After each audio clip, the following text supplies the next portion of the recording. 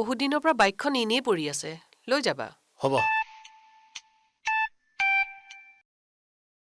hello' hello' মই কস্তুৰীয়ে কৈছো চিনি পাইছেনে পাইছো কোৱা হয়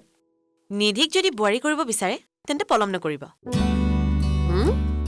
প্ৰথম কথা তাইৰ বিয়াৰ বয়স হৈছে দ্বিতীয় কথা তাই ধুনীয়া তৃতীয় আৰু আটাইতকৈ দৰকাৰী কথাটো হৈছে তাই ডাক্তৰ গতিকে তাইলৈ অহা বিয়াৰ প্ৰস্তাৱৰ লিষ্টখন দীঘলীয়া তথাপিতো বাৰু মই আপোনাৰ ল'ৰাৰ নামটো লিষ্টখনৰ 1 নম্বৰতে ৰাখিছো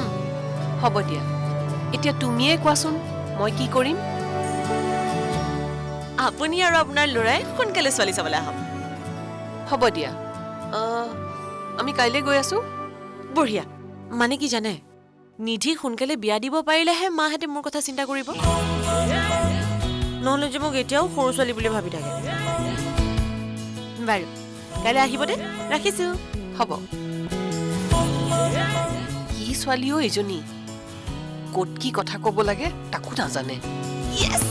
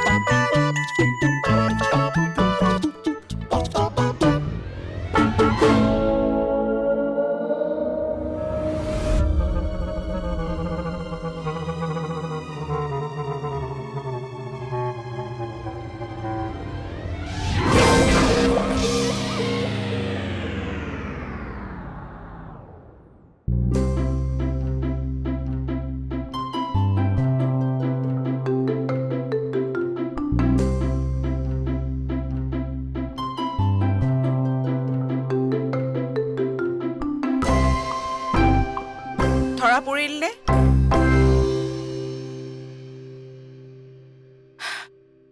সেইকাৰণে ভাবো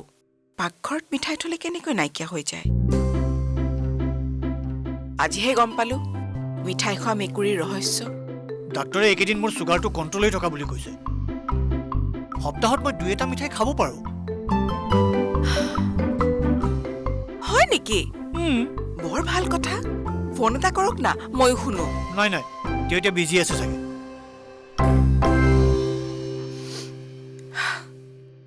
আপুনি আকৌ মিঠাই খোৱা আৰম্ভ কৰিলে নহয় আহিব দিয়ক কস্তুৰী ইয়াৰ আপোনাৰ বিচাৰ হ'ব নাই নকবা প্লিজ কস্তুৰীক নকবা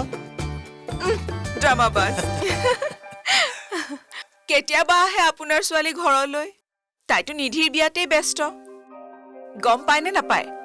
ল'ৰাটো বোলে বৰ ভাল চাকৰিও কৰে হয় নেকি আমাৰ ছোৱালীজনীৰ ভাগ্যতহে বা কেনেকুৱা ল'ৰা লিখা আছে মোৰ যে মাজে মাজে বৰ চিন্তা হয় বাদ দিয়াহে সেইবোৰ চিন্তা আমাৰ ছোৱালীয়ে চাবা নিজৰ ল'ৰা নিজেই পচন্দ কৰি ল'ব